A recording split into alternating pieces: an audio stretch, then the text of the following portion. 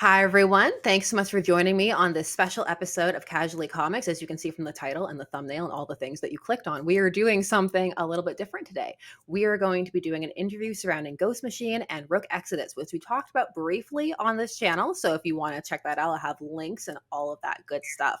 We're going to be talking with the creators, Geoff Johns and Jason Fabok, and I'm very excited to get the details on everything that's been going on with Rook Exodus, which has been very well received by people who have been checking it out. It's on its fourth printing. We're coming up on time of recording when I'm dropping this. It should be the fourth issue. So there's a lot to jump into if what you hear here intrigues you. So I'm going to do just a tiny bit of a brief overview for those who are new to this. This is a sci-fi comic coming out of the Ghost Machine line. It's separate from the Unnamed Universe, and it's something where we're dealing with terraforming gone wrong, where a world engine has broken and now we have the survivors on a planet trying to survive, specifically a very special group called wardens who have the ability to control the animals of the planet.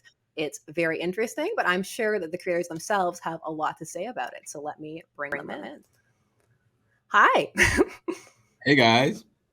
Hey, Sasha. Welcome. Thank you so much for joining me, for taking some time to come and discuss Rook Exodus. Do you feel that there's more that you want to add to my brief description of this work? I thought it was pretty good. Jay, what do you want to say? Yeah, I thought it was great. I was like, oh. Sometimes I stumble over it because there's a lot of different kind of ways you could go with the description of what's going on. But yeah, it's a action adventure, in the kind of in the vein of classic sci-fi, and it's got little bits of Western in it, and it's a character study, but it's got big, cool looking characters wearing animal masks who can control giant animals. And, it's kind of it's a labor of love that Geoff and I have been working on for quite some time now. Since when we ended Three Jokers, we started plugging away, and it took us a while to kind of crack what we wanted to do with it. But when it all kind of came together, it's been flowing ever since. And it's been a lot of fun, a lot of hard work, but a lot of fun to work on this book. So what was the genesis of the idea? Like, where did the spark come from? Well, originally, we had done, Jay and I did Three Jokers. We worked on Justice League and then Dark Side War, Three Jokers, which took a long time. And while we're working on Three Jokers, as we're talking about what we wanted to do next, Gary Frank and I had done a book at Image called Geiger, and I really loved working at Image. And Jay had always wanted to kind of create her own. Like, he was super inspired by Todd McFarlane and all the whole Image crew. So we started talking about, well, what would we do at Image? And we talked about a lot of different ideas. And Jay had this sketch. Maybe he can send you a picture of it so you can put it up. Jay had this old sketch of this character called Rook that he had done. I don't know, how old were you, Jay, when you did that one? Well, that was, I started kind of sketching the character more solidified to what it is now in like 2013, 14. But the character idea kind of goes back a little further. But I was kind of playing with this idea of this character wearing a bird mask, but him being a gunslinger kind of thing. And I thought that was a very striking visual, and it kind of brought in a whole bunch of things I love. I love the Wild West gunslinger kind of deal, and I love like Batman and this idea of like a character becoming an animal. That's a classic superhero trope. We were kind of pitching these different ideas, and we kept coming back to that image. And I think Geoff, he was really spurring me on, like, why is he wearing a helmet? Like, why is he wearing a bird mask? Like, what's the purpose of it? And I think I was like originally just like, well, it just looks cool, But then he was like, well, what if he can control animals with this? And then that exploded into this, well, what if we had a bear character, and what if we have a wolf character, and look at all the animals we could do. There's so many different animals, and so many people have their favorite animal. And if you take the characteristics, kind of the stereotypical characteristics of each animal, you can have fun with that. But you could also flip that on its head and have fun with it too, with these different characters. And so, swine came out of that with this warthog character. It just, once we kind of figured that out, the whole rest of the world and everything came together. And Yeah, I always want to know, why are we telling the story? Like, what's it Mhm. really about? Like, why tell the story? Because a story can't just be like, oh, it's cool, or it's like, someone that has this power, that power. It's just that's not a story. Um, and so this is usually, I start with that. Like, why do I want to tell a story? With Geiger, it was like, oh, I'm going to tell a story about the the the instinct to protect your kids, like how strong that is and what you'll do to do it. And with this, when Jay and I started talking about it, I started looking at that mask, and the reason I go, well, why is he wearing that mask, wasn't to say like, what's it do? It was more like, what's the motivation? Why emotionally is wearing? Why would he put a helmet on that looks like this? And when we started talking about like, the idea of connecting to animals, because it's kind of control, but it's really connecting, opening your mind up to Mhm. animals. Is that I started to get into this technology where, like, the world has so many problems now. A lot of people say, oh, we could just start over, and that's not the solution. um, but to explore the idea of the most primal instinct we have, all animals have it, we have it, is fight versus flight. Is that when you have a bad day at work, sometimes you're like, you know what, I'm just going to quit, right? That's your primal flight instinct kicking in, saying, I'm out of here. Like, that is your most basic instinct. Everyone has it. When things get tough, it's a survival mechanism that either says, I'm going to quit or I'm going to push on. And your adrenaline kind of kicks in, your emotions get high, and you decide what to do. And that, exploring that instinct that we all have, and what it means and how you react to it.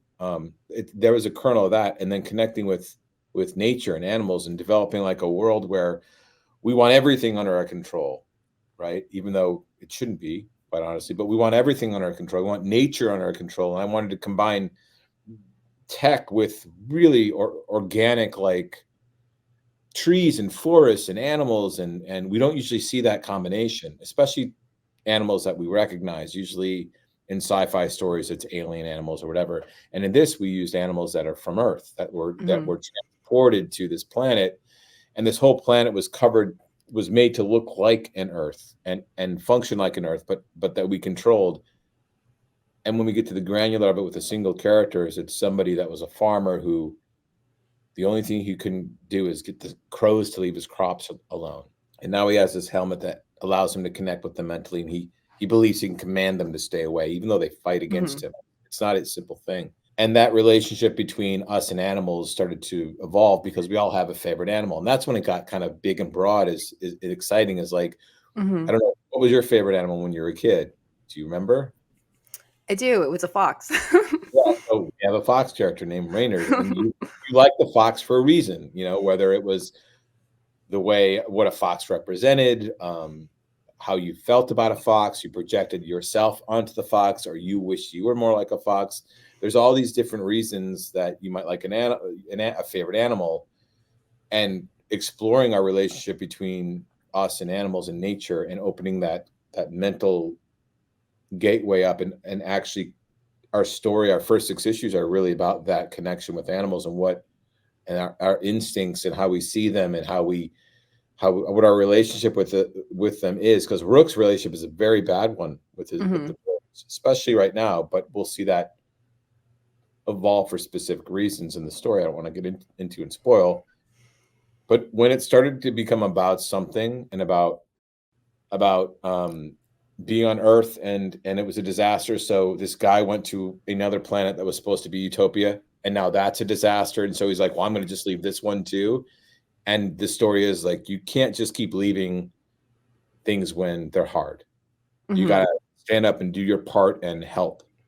And that's the story of Rook, is being in a scenario and making a choice to fight, um, to help, even one animal, a bird that falls out of a nest, like, or saving a planet. Like, it's that's what we're exploring, is our connection with nature, and our getting back to our instincts, like all animals' instincts, and what they mean, and what we can do with them. Do you think that that's part of what led you towards sci-fi? Because sci-fi as a genre is one that it tends to have the ability to, in its own way, a lot of times in the background, kind of foreground lots of different concerns that are ongoing at the current moment. In a way, sci-fi itself can be a bit of a almost a time capsule when you look at it at what people are concerned about at the moment. Do you think that people are going to be able to pick up some of those concerns inside of Rook Exodus? Yeah, along with seeing big, giant, cool animals fighting. Yes.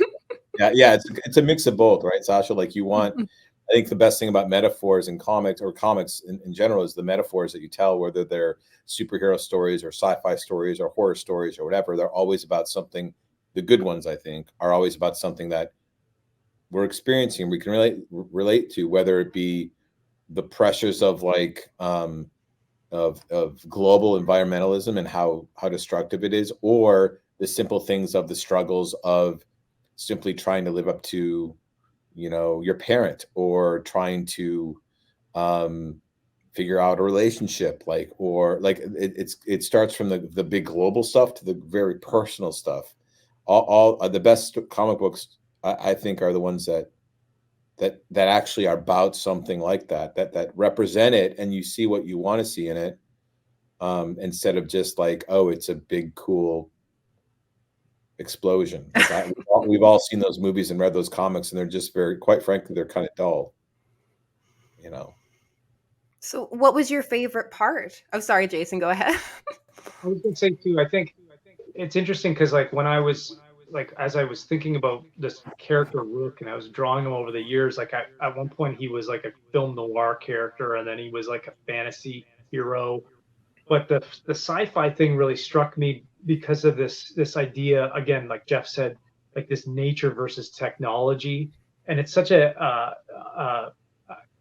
in again like Star Wars, everything in all the alien monsters in Star Wars are alien monsters, right? You don't like, you've seen little bits and pieces of like some of these movies like that. There's one that's 65 million or something like that that had Hmm. him a time traveler. He came back and he's like on a dinosaur era. I've never seen the movie, but it's like dinosaurs mixed with sci-fi. And there was some 80s cartoon shows that kind of had that too. And I just think it's such an interesting, like westerns always have this interplay between the civilization encroaching into nature or nature encroaching into the civilization. And that's like a big part of western stories, is always this Hmm. kind of battle between progress moving forward but also the nature and living off the land and striving for, you know, they're always fighting against nature to survive. And I think it's interesting to do that within a sci-fi thing, a sci-fi kind of story, because we can play with interesting places and kind of take those science fiction places back to a primal kind of uh, Hmm. feeling, and it just it gives you such incredible stories that you can tell within that as well, and it's unique as well. It's something different, and it's a lot of fun to draw. It's a lot of work, but it's a Hmm. lot of fun. It's a lot. There's a great movie called, I don't know if you've seen it, Sasha, called The Revenant with Leonardo DiCaprio. I have, yeah. It's about survival, right, in the frontier, like kind of like in out in the wilderness, and after a bear attack, and he's left for dead, and he's got to kind of pick himself up and gets revenge on everyone. And there was something really, I think, interesting when we started talking about putting it on an alien world for all intents and purposes, but one that looked like ours. That was like a new frontier, so that Hmm. it felt more like a throwback to like the adventures of a pioneer, you know, out in the wilderness, struggling with nature and, like Jay says, civilization and finding purpose in a new world, as many were. Like it harkens a weirdly back to that era as well, even though it's a future story. Hmm. And the terrain and the look of it, we wanted to, rather than have like alien animals, we wanted to have bears and elk and, you know, squirrels, and like, I don't know who the squirrel warden is, but they're probably pretty cool. But that's where that's it evolved into that, because it started to feel like being on a new frontier. A new kind of frontier was front and center to the story as well. So, since it evolved and refined over time, was there any part of the process that surprised you as you were working on it? Did it ever go in a direction that was a bit of a surprise? For me, the characters did. So Swine originally, he was this like Jay was drawing like all these different helmets as we started to talk about. Like it's so cool to think about. Well, what warden chose like boars, and when you have a relationship with an animal and your brain, your mind is open up to them, your heart follows eventually. And when you're connecting with them on a just a living being level, and you start to share instincts and ideas and wants and needs, and I think the warmth and the humor of Swine is a character. He became the personification of a warden who cared deeply about the animals he was connected with, and the humor from him and his viewpoint. And he turned into a much bigger character in the book than I think Jay and I ever thought. We thought we was just going to be like in a scene, and suddenly he became like Rook's best friend, and Mm-hmm. he was in training together with him as a warden. The characters are surprising, and then also when we started to talk about the other characters, and that's very surprising. There were things like Rook's background that I didn't realize would be as big a metaphor or big an echo to what Rook's going through in this story as originally thought. But just the depth of character in the world, and you always find surprises when you're working on something, particularly something when you're building it from the ground up. Mm-hmm. But that was one of the surprising things. The other thing that was surprising is how hard it is, like how much work it is to create a sci-fi world from the ground up, that because there's so many out there that has its own unique thematics and look and feel. And the animal helmets and these characters felt both unique and at the same time very not simplistic, but simple in concept. Mm-hmm. What about you, Jason? Yeah, when it comes to the story stuff, I mean, it's kind of fun because we've talked about different story ideas and where the plot would go and whatnot, and some of that stuff has changed as we've kind of gone from issue to issue. Like we'll touch on something in an issue, and then all of a sudden we have a conversation. We're like, wow, it'd be really cool to dive deeper into that, and then that changes where we're going to go with the next issue or the next issue after that. And so we're having a lot of fun, kind of just allowing the story to naturally evolve out of the ideas, and having conversations. And wow, we really like this character. Why don't we bring this character back? Or why don't we have this character come in later on, and with a twist or whatever. And it's for me, it's really exciting to be part of that, because I mean, we're, like Geoff said, we're creating something brand new. When you're working on like classic heroes and stuff like that, there's kind of a background and a history with these characters that allow you kind of have to follow along with some of that stuff, and make sure your stories are fitting within the grander kind of mythology of them. But we're kind of creating this mythology as we go along, and it's interesting to. It's like if we do something here in this issue, that might affect what we can do with that character down the line here, and but that's fun. It's fun. It's fun to take some risks, and it's fun to see where your ideas can go. And Yeah, like for me too, there's a specific when we started getting into it, like I'm like, oh, I have a story for the Warden of Wales, like and I was like, oh, the whole story just jumped to my head. I'm like, I want to write an issue that's just about this guy. I know who he is. I know his story. I know everything he's going through. It's not ultimately in the beginning connected to the bigger story of Rook, but it eventually will be. So when my brain started doing that, my brain started just working on, oh, I want to tell this story, and Rook, I want Rook to do this, and this character Apex, and this character here, and this, and it started to, that's when I knew I was just, it starts to just kind of self-generate. When you sit down to work on it, it just starts to expand, and I have to write down notes and stuff where I'm like, I want to tell that story and that story and that story and that story. And that's when I knew, oh, this is, you clicked into something. And it surprises you because I never thought, like, if you said at the beginning of this, like, would you ever do a single issue about the Warden of Wales, of Blue Wales? I would be like, I don't have any ideas for that. No, then one just popped in my head. And I'm like, oh, I can't wait to tell that story. Like, I'm dying to tell that story. So you're on issue 4 is coming out for people soon, but how far ahead are you guys in terms of ideas and things you have planned? I mean, we have we have multiple story ideas for at least a couple years. And right now Jay's drawing issue 6, which is the end part of our first kind of arc. And then Rook will, the first 6 issues come out, and the Rook will return early next year with the next arc. It's kind of like Hellboy, told in chapters. And then we also have kind of don't want to spoil it yet, but we have a Rook, another Rook type, a Rook book that's connected to it coming out next year. So what has been your favorite part of working on this process together? Because you worked together before and you said you had this idea for such a long time. So what's been the most rewarding part of this process? Well, I think for me, it's two things. Number one, it's always the collaboration with the people that you're working with is always like when we're clicking, when Geoff and I are clicking on something, it's special.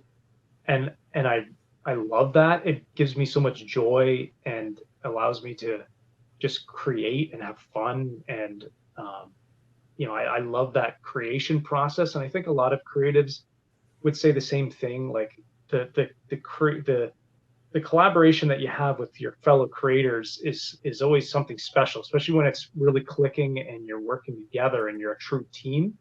And you always kind of look back on that and you go, yeah, like, sure, people got to read a cool book, but I remember all the great conversations that we had and the discussions and talking about life and what we were going through during those times. Like when I think about Darkseid, where I think about the birth of my first child, it's like that happened during that time. And I remember little conversations that Geoff and I had around that time and just my life changing and all this kind of stuff. So there's that, but there's also seeing a dream kind of become a reality. Like this character was one, like I mentioned, I've had drawings of this stuff and I didn't really know where it was going to go. And then I stressed out so much about it. Like I redrew pages from Rook 1 like so many times, like you wouldn't even know.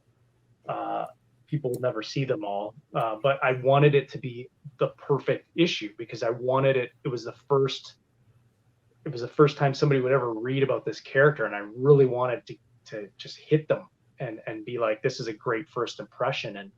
And once that came out and you start seeing people, they like it and they're responding to it, and then now it's a lot of that weight has been lifted off my shoulders from that first issue, and I've just been able to draw and just kind of just have fun and explore it. And it's still kind of surreal to see it coming out, and I'm like, oh no way, like it's happened. Like we've created something new, and it's to me that's very special. It's something I'm sharing with my kids, like my 8-year-old son. Like we really wanted to make sure that these books were it was going to be accessible to a wide range of age groups too. And so like my son really is in love with this book, and he's coming to me all the time saying, oh Dad, I had an idea for a character. He's drawing these characters and these helmets, and it's just like it's something special to even connect with that. And I'm seeing there's all these great things that I didn't have that. I enjoyed working on Batman, and it's like an honor to do that, but this is a totally different ball game, and it's so much more personal, and it really comes from your heart and from your soul, really. It's a different kind of creation, but it's very rewarding in the end too. It's very rewarding, and I'm really happy about that. Yeah, I mean, the collaboration between Jay and I have been working together for quite a while now. Almost probably 10 years, I think, almost, Jay. Yeah. It must be close to it, if not it. It's the true collaboration. That's why we formed Ghost Machine, because we wanted to work with people we wanted to work with and make the best books we knew we could make, and have control over when they came out, what kind of paper they were printed on, and it's about creative and business control, but in the terms of like creative control, where Jay and I can work with our editor Brian Cunningham and he can give feedback, and we listen. Brian's got great feedback. Like, it's not about not getting notes or not doing anything. We love collaborating with our colorist, Brad Anderson, Rob Lee, our letterer, like everybody in on the team and in the company loves comics and loves this stuff. And like Jay said, it's the collaboration on this that makes it special. When Jay and I get to work together, we talk all the time, like we always have, about story, constantly about why do we want to tell this story, what's important about this scene, what's important about this character. It's not just about, what Jay wants to draw, what I want to write. It's what we want to say together.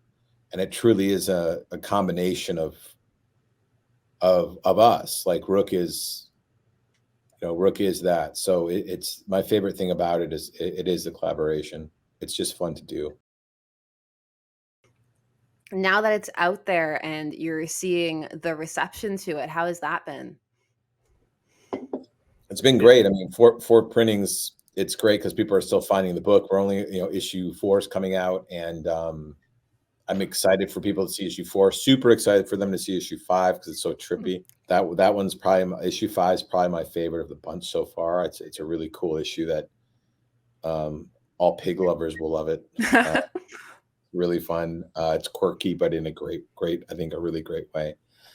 There's something cool about seeing people start to imagine. Like, I was at the Denver Con and people are like, is there going to be a Warden of Lions? There's going to be a Warden of this, of that. I'm like, it's endless, because yes, there will be. Like, there are all these helmets out there, and they're helmets that people haven't even guessed. There are helmets for every kind of animal. And how those characters exist, who they are, how they fit into the bigger storyline it's fun because everybody has a favorite animal, and they can imagine their own characters, their own wardens. That's fun. So have your guys' favorite animals made it in? Mine has not yet, but it will. I think my favorite animal has become a crow. I was trying, when you asked that before, Geoff, to Sasha about what her favorite animal was, I was like, I don't know if I ever really had a favorite animal as a kid. Like, mine was like a T-Rex. That T-Rex is my favorite animal, but that's not really it's not an animal we see today. But since we've been doing, like, I didn't tell you this, Geoff. When I was up at that cabin, I was telling Sasha that we were up at a cabin up north in Ontario. There was this group of crows that were hanging around our beach in the backyard, and one of the mornings they woke me up because it was so hot in the house. We had their windows open to let some cool breeze in at night, and they woke me up in the morning cawing. And the neighbors had left out some food on a picnic table because it kind of stormed and they kind of bolted to their house. Well, we went outside, and these crows were going into chip bags, and there was chips, and they were stealing chips, and you could see them flying into the trees with these big tortilla chips in their mouths. But it was just like, these birds just keep hanging around here. And I was like, it's just funny. Like, I notice crows all the time now. It's like, oh, there's a crow. Oh, there's one right there. And they've become I think a favorite animal of mine as we've kind of gone through this. And then another story, I've told this one before, but my mom, when she was a little girl on the farm, they had 2 crows that were like pet crows. They would come and hang around. They would ride on the tractor with my grandfather, and they were kind of like a pet on the farm. And it was kind of like, so it's kind of this weird history, even a family history with these crows. And so, it's kind of interesting. Now I want a pet crow. Well, it's cool. I mean, crows are incredibly intelligent. Like, they're incredibly intelligent animals, which it's interesting to do all this research on animals too, because animals are, they're all different, but they also symbolize different things. So there's a lot of like layers to these characters and to who they are, and the animals that they're connected to. Like, the animals are a big, huge part of this story too, and that becomes more and more evident as we go. Do you find that you prioritize, like, say, mythological readings or like their actual animal behaviors, or does it vary from animal to animal? it varies for me, everything. So like certain animals they have like a lot of, there's something about scarecrows and crows that I wanted to do that's kind of laced into Rook, and is throughout these issues. That is obviously kind of in a lot of iconic stories like Wizard of Oz and other things. And then they're just like historical representations of the animals, or other animals that mean things. You know, it's funny because our Fox character, Reynard, the Warden of Foxes, was really inspired by like Disney's Robin Hood, like this kind of swashbuckling character, like a fox who's as sly as a fox. And you get a character who is like, just speaking of foxes, since you like him, like he appeared briefly in issue 3, but he's a pretty fun character who's a bit of a throwback to these old, you know, heroes like Zorro and Robin Hood, and these people looking at these heroes looking out for the people, and having fun doing it with a grin and a smile, and that, so that character starts to take shape, just like the character who's like the Warden of Rams and the Warden of polar bears and rats and jackrabbits, like all these different characters, and it starts to really, it becomes really fun, and each one of them comes from someplace different, whether, you know, it's pop culture or biology or history. They all their personalities and their who they are come from different facets of life. So it sounds like the animal element started to come fairly like well together. Was there any aspect of the world building that was a bit more difficult or took a bit more time to coalesce? The history and the development of it just took time to lay out. You know, one of the hardest things about that first issue, we made it, I think it's 48 pages, Jay. It's pretty big. Yeah. And the reason we did that is that as we were doing it, it's like there's so much to establish and introduce, and I didn't want to spend issues and issues and issues talking about why this world exists and what happened and what it does. So I wanted to really get it out there and live with the characters, because living with the characters is the most important thing, being with people, you know, instead of just listing off why this world is the way it is or showing the history of that. So that stuff just took time to be as efficient as possible with it, because it's the least, I don't want to say it's not important, because it is, but to me, the emotional story of people, of a human being, of who this person is and why they are, what they want, what they're going through, how we can relate to them, that emotional story is most important. Whenever I've seen, everyone's seen the sci-fi stuff that's all about world building, and it just is hollow, because it doesn't feel like a story. It doesn't feel like a personal, human, emotional journey. And so so that the other stuff, it takes time to kind of lay out the history of this world and the tech of it all, while trying to balance it and make sure it's always about Rook, who he is, where he comes from, what his journey is. And I think we make that very clear in the first 6 issues. What about for you, Jason? Was there anything that was a bit difficult to conceive of on the art side of where you wanted to go with it? Yeah, I mean, Everything. Yeah, it's tough. It's tough because in your mind, like, you'll read the script, and like in issue 3, we see this city that's built on a giant hydroelectric dam in the middle of a swamp, and it's like, well, like, what does that look like, and what does that look like in this world, and what would the architecture be, and where do the people live in this city, and was there a city there before? Did they build it, over time? And what does a futuristic vehicle look like in this world? Like, these are things that, like, I've compared it with, like, in Three Jokers, there was a scene where they go to the Gotham Aquarium. Well, when Geoff said, we see a long shot of the Gotham Aquarium, immediately a picture pops in my head. I know kind of what that should look like, because of the fact that either A, it appeared in a previous Batman issue that you can reference, or you just kind of know the general design theory that goes into Gotham City, and so you can quickly come up with something that's going to fit that world. Well, we're creating a brand new world, so how does that all work? You know, I've toiled over some of the vehicles that these characters are driving around because I want them to resemble.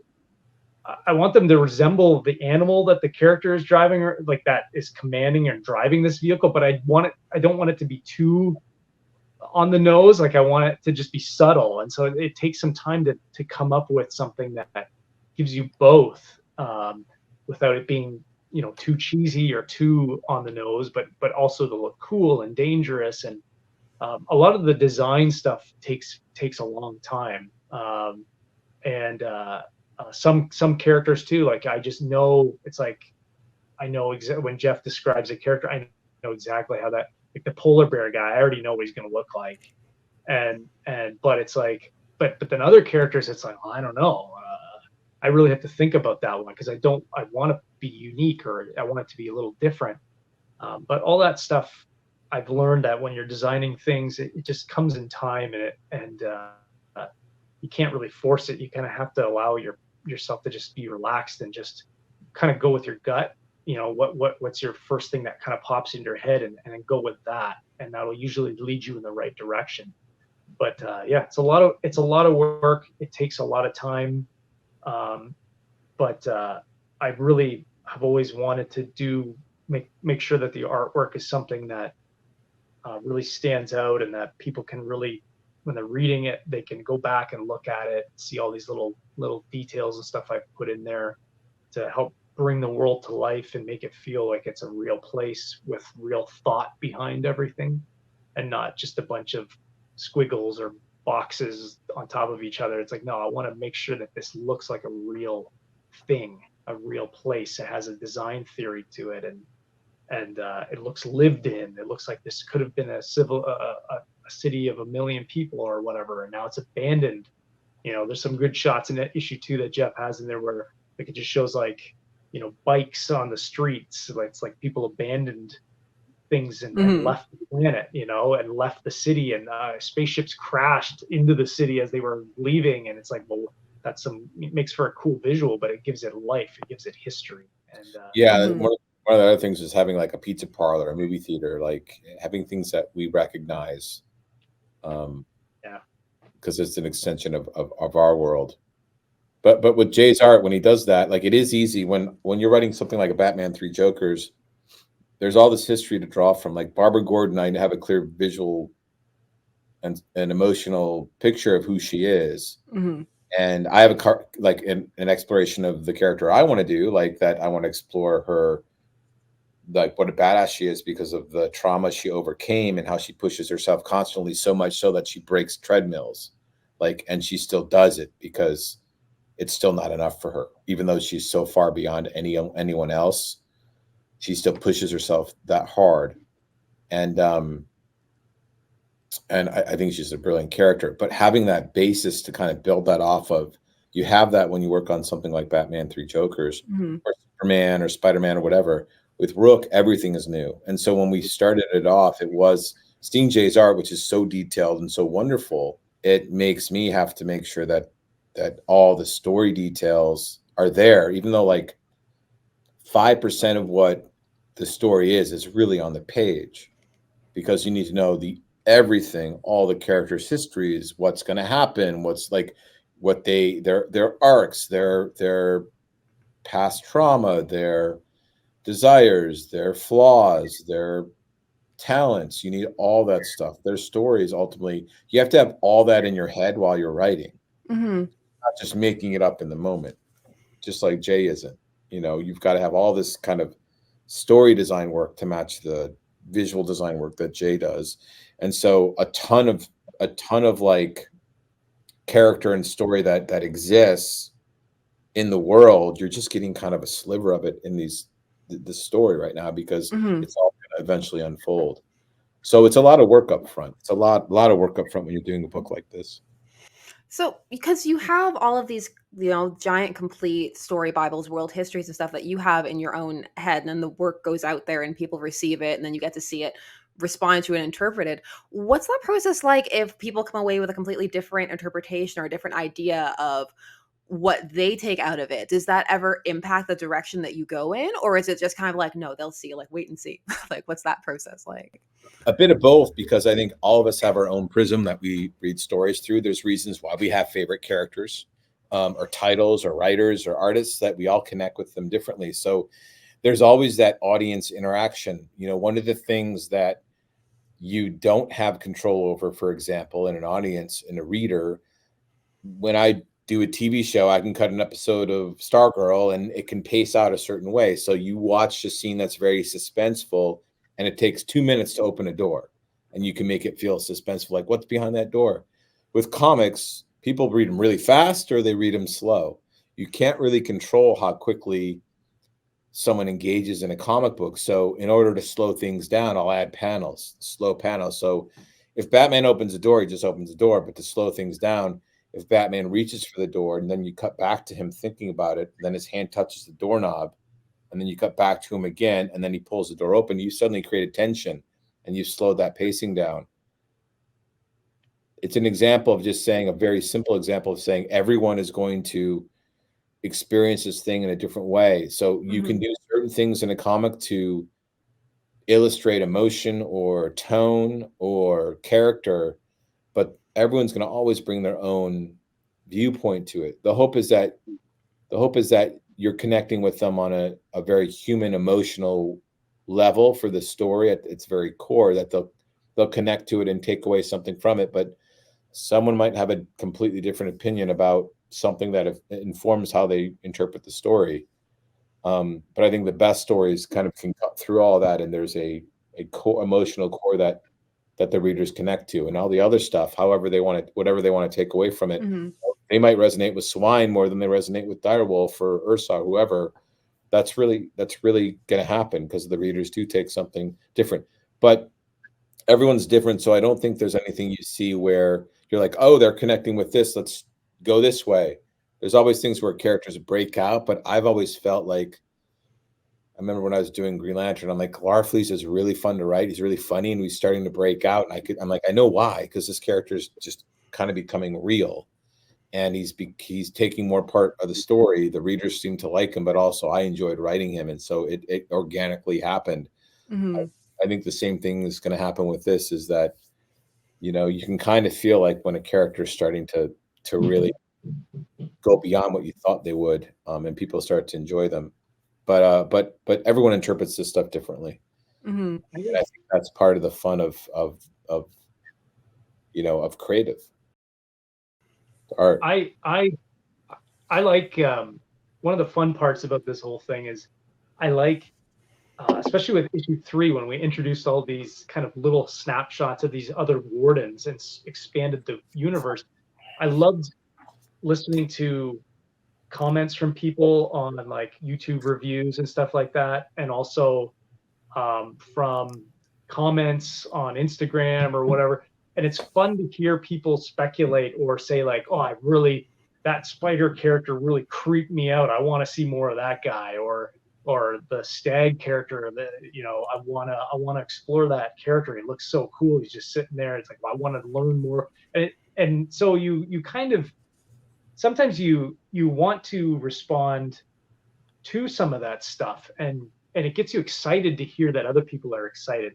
Like I really enjoyed your review of Rook 1. I had seen it pop up on Twitter, and I loved some of the thoughts that you had and some of the things you were seeing in the story that I didn't actually think about putting in the story. But you were kind of interpreting different things, but that was really cool. And I was just like, whoa, like it's really neat to see how people will read something and they can pull different things out of it that I didn't. Maybe I subconsciously put that in there, but it's like it takes on its own life and it becomes its own thing. And it's a lot of fun to as a creator to engage with the audience in that, and not necessarily like to become one with your audience. It's something that happens, I think, more in music, where musicians are up on stage and they always talk about how during a concert, there's a moment in a concert where all of a sudden you and the audience become one.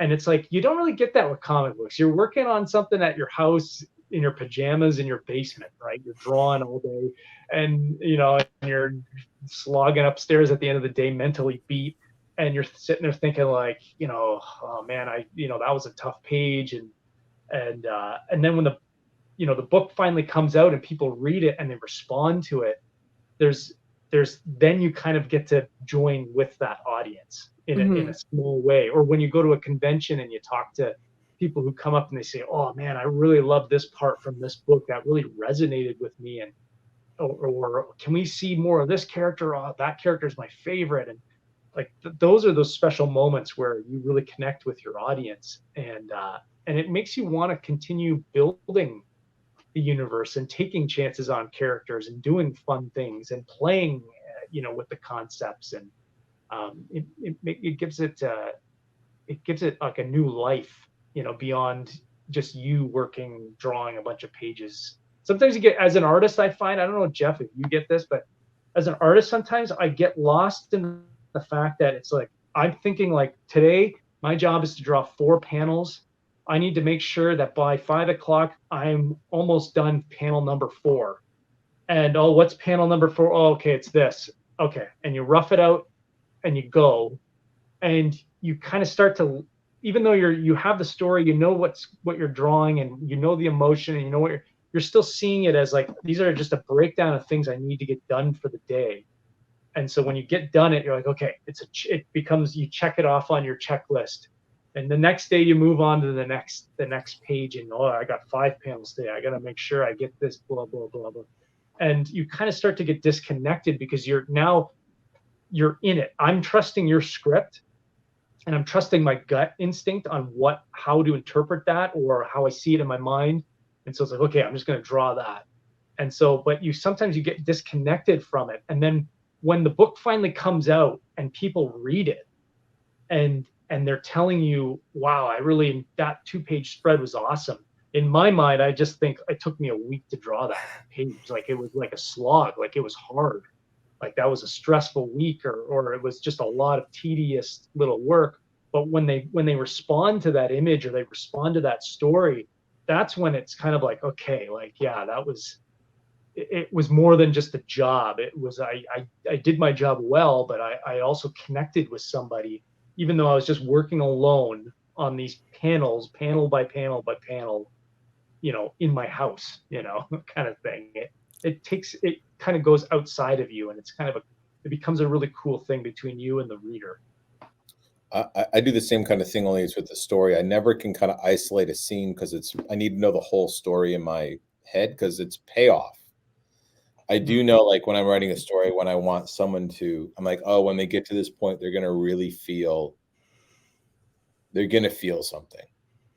Like I know emotionally, because all I care is I want the reader to be feeling something right here, feeling something when they read this, and getting something out of it. And getting emotional. There's emotional beats in the books where I'm like, I know that's emotional. Like this is emotional. And when it's emotional and the reader will feel something, that's what I always build to, like the apex of feeling something. And I try and match the action with the emotion. So it's not, because I never like, oh, there's action, then there's emotion. It's got to kind of be one thing. So that and there is, like in Rook 6, there's a very big kind of meeting of both of those. In Rook 5, there's a meeting of both of those. In Rook 4, there's a meeting of both. Like, I like the emotional to kind of, like when a hero is desperate and like they're trying their best and it doesn't work, and then they figure out a way, or they realize something, or they have an emotional breakthrough, or it's a moment where someone is, there's a lot of different emotional moments. I love when it's a subtle emotional moment, but it surprises you. But I'm always thinking of the emotion of the reader, communicating with the reader. We often talk about how my script is it's talking to Jason. Like I write a script, the script really is talking to Jason. There's 2 scripts. There's a script for him, and then there's a script the reader's going to see, because the reader sees the dialogue, but there's a lot of stuff in the descriptions that no one ever sees but Jay knows. It's all there to talk about the emotion, the meaning, what's important to the story, and then the reader will take that away visually and then read the dialogue that will help enhance or contrast whatever they're looking at. But then ultimately, Jason's work speaks back to me. So when I get Jay's pages, I read dialogue sometimes, and I'll add a different layer to it. We do that a lot, where we add layers to it, and we start talking to each other from art to script. And then we're talking to you through this comic. Like, all we're doing is talking to you. This is all this is communication. It's communicating thoughts, feelings, ideas, emotional connection. All we do is we long to connect with people. And this is just an extension of that for us. Mm-hmm. This is us trying to connect with somebody. And I love connecting with people through story. I think that's a really good note to end it on. That's a really nice sentiment. Yeah, it's our motivation. We want to create stories and characters that people connect with and get something from and feel something and see something that in their lives or in them that we share. It's observations, or it's trying to figure things out in this crazy world, or in our personal lives. Like, there's so many different facets of just even all of us talking, like being a parent. It's tricky. It's really hard. These instincts, these emotions, these conflicting things. How do you operate in this world being a parent? How do you reconcile your own feelings of childhood with their feelings of their childhood, and not merge them together? How do you? There's so many different facets of life in general, and it's kind of easy to get broad and big, like, and this sometimes, and Rook talks about it, like, oh, it's saving the world. That's so kind of, and I can't wait till we get to that issue, but it's so kind of like saving the world, so heady, and it's become a responsibility for all of us. Like, but what about our lives, our personal lives, our what's in front of us, the people in front of us, the things we can actually do and figure out, and the things that, and we struggle with those, let alone trying to make sure the world doesn't blow up. So there's so much to talk about in this world, in this life, in this, and it's not always giving answers. Sometimes it's just expressing something because we all feel it, and that's just makes it a little better, a little easier to manage, a little easier to go through life, you know. But anyway, it's fun. It is fun stuff too. No, and I think when people check it out that they will find that. So thank you so much for taking some time to discuss all of this with me. I think it was a really fantastic conversation. I think people are going to be really excited to check out Rook Exodus. Thanks, Sasha. It was really fun. No, Yeah, thank you. I just want to say too, like we knew that, when you're coming in, you're doing something brand new. We know that we're kind of aiming to play a long game. We knew we were going to win an audience over time by putting out the best comic books that we could. And we've been just blown away by the response from people who not only buying Rook, but also Geiger and Redcoat, and looking forward to Hyde Street and Rockefellers. Like, we are blown away by the fan base, the support that we have from the comic stores, the comic shops, and the retailers, the support that we're getting from readers. And we are slowly building up that audience who are discovering these books and these issues. And we're thankful to even, to YouTubers like yourself, and people who are writing comic blogs, and because you're helping to get the word out too. And we're so thankful for that. We couldn't do this without the readership, without the people going to their comic store, supporting their local shop, picking up the book, taking a read, taking a chance. We know that money's tight for a lot of people today, and so sometimes you're picking between this title or that title. And for people who picked up our book and given us a shot, we're very thankful. We're doing this. We created these books and this company because we love comic books. This is, like, we love it. This is our favorite medium. We want to see it survive. We want to see it grow. We want to see it change. We want to see the creators be rewarded for their hard work and their creation as well. And that's why we set out on this journey and this adventure. And we want to create new things, new mythologies, and new characters for the next generation of comic book readers, as well as the ones who are around today. And so, again, a big thank you to everybody who sends along a nice note or a nice comment, or just picked up the book and gave it a read, or you for giving us the time to come and talk to your audience about this. And we're just very thankful, and we got a lot more in store. We got years worth of stories, and we want to make Rook something that's as big, a true epic, something that is that may hopefully will outlive us as well. That's what we want this to become. And so yeah, we couldn't do it without everybody. And so thank you. No, thank you. Thanks so much to everybody who made it to the end, and thanks again to Geoff and Jason for taking the time to talk about Rook Exodus and Ghost Machine with us. I will have the links to everything down below so you can check it out for yourself. As always, thanks so much for taking some time of your day spent discussing comics with me. I always appreciate it, and I will see you again soon. Bye-bye.